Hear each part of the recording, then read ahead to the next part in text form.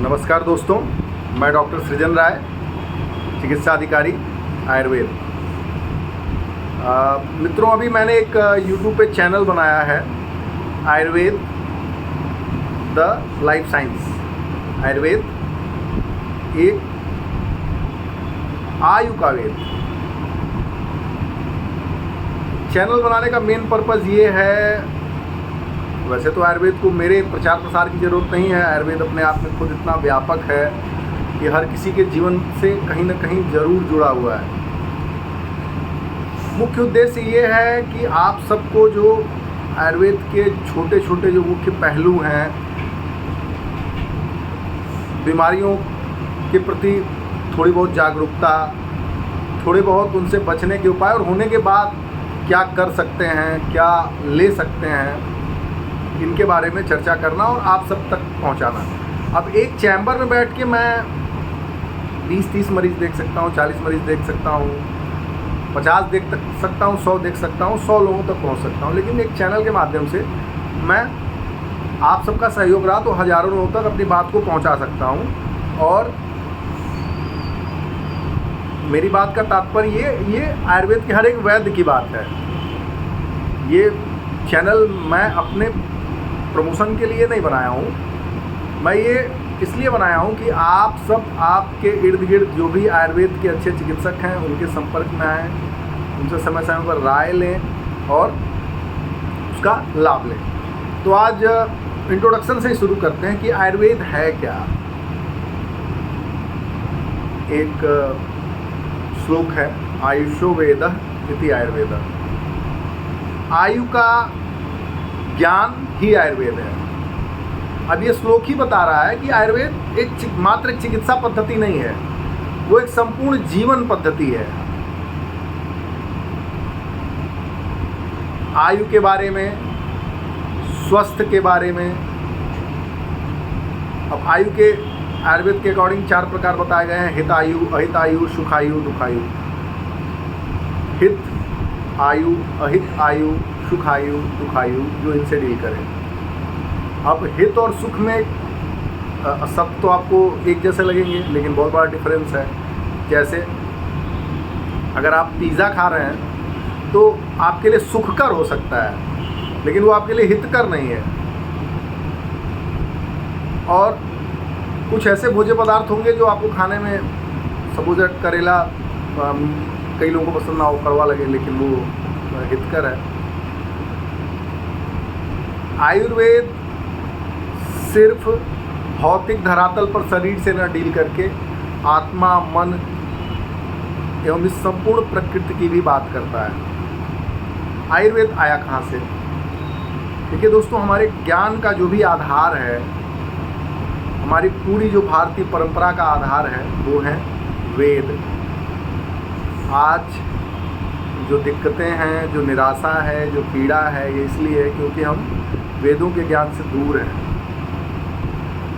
कहना नहीं चाहिए, आप ये कहने में गर्वान्वित हो सकते हैं कि मैं हिंदू हूँ, लेकिन आपको गर्वान्वित होने के पहले जो हमारा आधार है, जो हमारे सनातन धर्म का आधार है, और सनातन धर्म की जब मैं बात करता हूँ तो वो किसी एक पर्टिकुलर संप्रदाय के लिए नहीं, वो संपूर्ण मानवता के लिए है। जो 4 वेद हैं, ऋग्वेद, यजुर्वेद, सामवेद, अथर्ववेद। ये वेद अब देखिए, वेद, अरण्यक, ब्राह्मण, उपनिषद, ये तमाम जो टेक्स्ट हैं, ये सब पहले श्रुतियों के रूप में मिली। श्रुतियों के रूप में मतलब सुन के, बाद में कालांतर में इन्हें लिपिबद्ध किया गया। अथर्ववेद का उपवेद है आयुर्वेद। अथर्ववेद से लिया गया है, अथर्ववेद का उपवेद है आयुर्वेद। और कुछ आचार्यों के अकॉर्डिंग इसे 5वां वेद भी कहा जाता है, पंचम वेद की भी संज्ञा दी जाती है। माइथोलॉजिकल स्टोरीज की तरफ जाएं, पौराणिक कथाओं की तरफ जाएं, तो आयुर्वेद की उत्पत्ति कैसे हुई? समुद्र मंथन से। देव और असुरों ने मिलकर समुद्र मंथन किया, उससे वेद भी निकले। भगवान धन्वंतरी का प्राकट्य हुआ, एक हाथ में आयुर्वेद, एक हाथ में अमृत कलश। ये तो हो गई पौराणिक कथा की बात। धरती से स्वर्ग से, कहा जाता है कि आयुर्वेद पहले स्वर्ग लोक में था, स्वर्ग लोक से धरती पे कैसे आया, इसकी एक पौराणिक कथा है कि ब्रह्मा स्मृत्वा ईशो वेदम प्रजापति में जिग्रह तो अश्विनो सहस्त्राक्षम अत्रि पुत्रिकादि मिले। भगवान ब्रह्मा को, लॉर्ड ब्रह्मा को आयुर्वेद की स्मृति हुई, उन्होंने उसे बनाया नहीं, वो सदा सर्वदा से था। उन्होंने, अब नो डाउट अगर किसी के पास कोई बेहतर चीज़ है तो वो किसे देगा, अपने सबसे प्रिय को देगा, सबसे प्रिय को देगा। तो ब्रह्मा से दक्ष प्रजापति,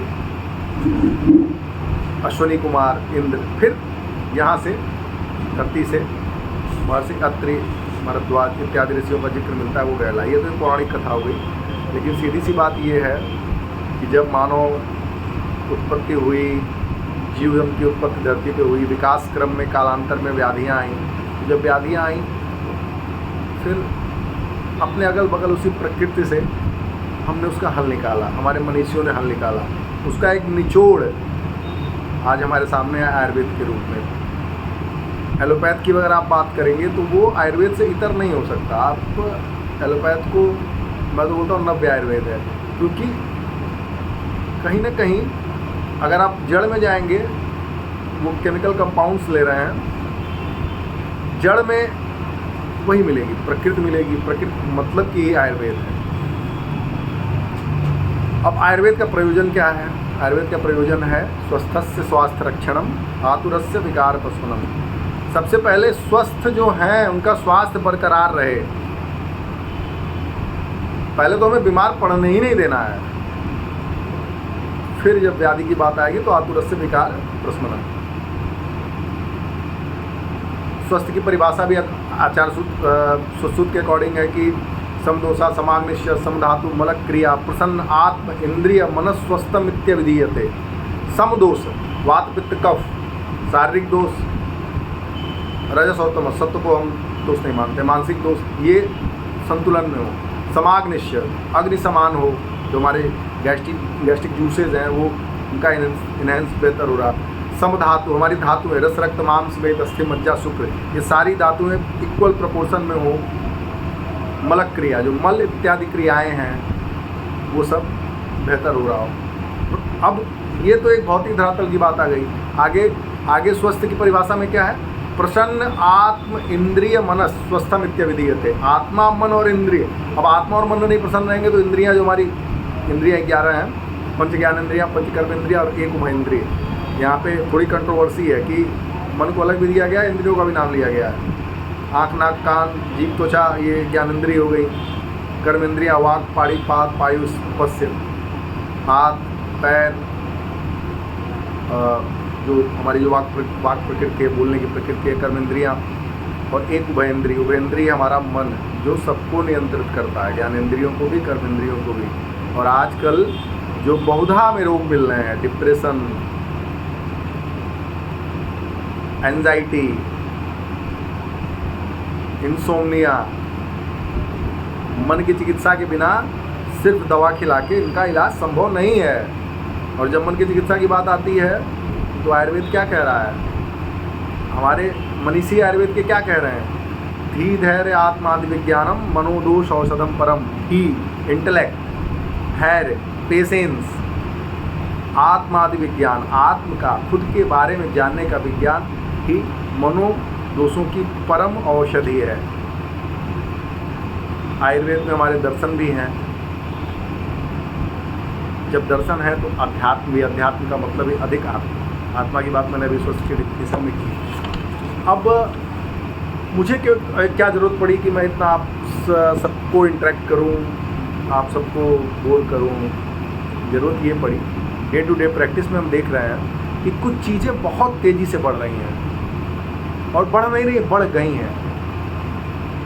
एंटीबायोटिक रेजिस्टेंस केसेस, इस समय देखिए सीजनल चेंज है, हर घर में बुखार के रोगी हैं, और आप देखेंगे कि दवाएं नहीं काम कर रही हैं। सारे ब्लड रिपोर्ट्स नॉर्मल हैं, बुखार नहीं जा रहा है। एंटीबायोटिक रेजिस्टेंस जो एंटीबायोटिक्स हम यूज कर रहे हैं, धीरे धीरे इनके प्रति हमारा शरीर एक प्रतिरोध उत्पन्न कर रहा है। एक बहुत बड़ा अंदेशा है कि आने वाले समय में, डरा नहीं रहा हूँ, ये कड़वी सच्चाई है, एक बहुत बड़ी आबादी सिर्फ इस वजह से ख़त्म हो सकती है क्योंकि दवाएं काम नहीं करेंगी। वहाँ ज़रूरत है आयुर्वेद की। वायरल डिजीजेस, चाहे वो कोविड हो, H1N1 हो,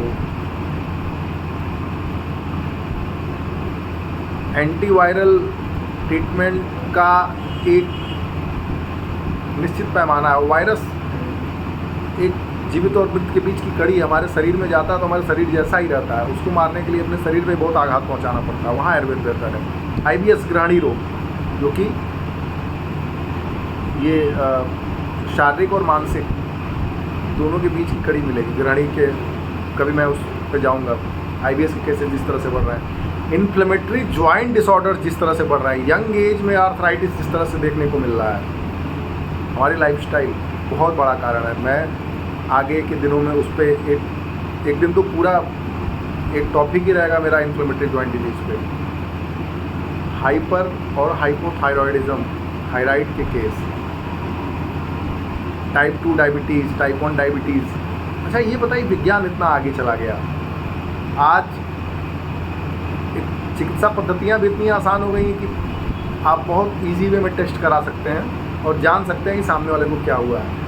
दवाएं भी डे बाई डे रिसर्च होते रह रहे हैं, नई नई दवाएं आ रही हैं। फिर भी मधुमेह के रोगी इतने तेज़ी से क्यों बढ़ रहे हैं? और बढ़ तो बढ़ रहे हैं, जो दवाओं पे हैं वो, उसमें से आप अगर देखेंगे तो 40 से 50% लोग बुढ़ापे तक जाते जाते या उससे पहले तक आते आते गुर्दे के वृक्क विकारों के, किडनी डिजीज़ के, रीनल डिजीज़ के, इवन रीनल फेल्योर के शिकार हो जा रहे हैं।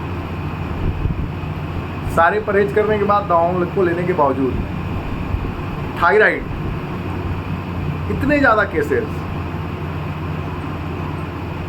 तो इनसे निजात पाना है तो हमें आयुर्वेद की तरफ ही बढ़ना होगा। आज आप सबके बीच में बस अपने चैनल, जो हमारा यूट्यूब का चैनल है आयुर्वेद लाइफ साइंस, आयुर्वेद एक संपूर्ण जीवन पद्धति ये कह सकते हैं, उसके एक इंट्रोडक्शन के लिए उपस्थित हुआ था। सामान्य जन में आयुर्वेद का प्रचार हो, संपूर्ण स्वास्थ्य सबको मिले, शारीरिक और मानसिक दोनों। और जो हमारी प्राचीनतम विधा है, ये बहुत दुर्भाग्य का विषय है कि वो एक वैकल्पिक चिकित्सा पद्धति बन के रह गई है, एक अल्टरनेटिव सिस्टम ऑफ मेडिसिन बन के रह गया है। मेन स्ट्रीम में कहीं ना कहीं मैं भी दोषी हूँ, जो हम चिकित्सक हैं वो भी दोषी हैं कि ये नहीं है, क्योंकि हम शायद आपको वो विश्वास दिलाने में कहीं ना कहीं उतने सफल नहीं हो पाए। नहीं तो भारत देश की जो प्राचीनतम एक विधि है, जो हमारा अनमोल खजाना है, वो वैकल्पिक चिकित्सा पद्धति बनकर तो नहीं रह गया होता और हमारे अपने इतने पीड़ित, इतने बीमार नहीं रहे। तो आप सबको नमस्कार, स्वस्थ रहें, मस्त रहें। आगे के वीडियोस में टॉपिक बाय टॉपिक विभिन्न बीमारियों पर, जीवन पद्धति पर चर्चा होती रहेगी। और हाँ, आपकी जो भी क्वेश्चन हो, जो भी प्रश्न हो, आप बेझिझक कमेंट सेक्शन में पूछ सकते हैं।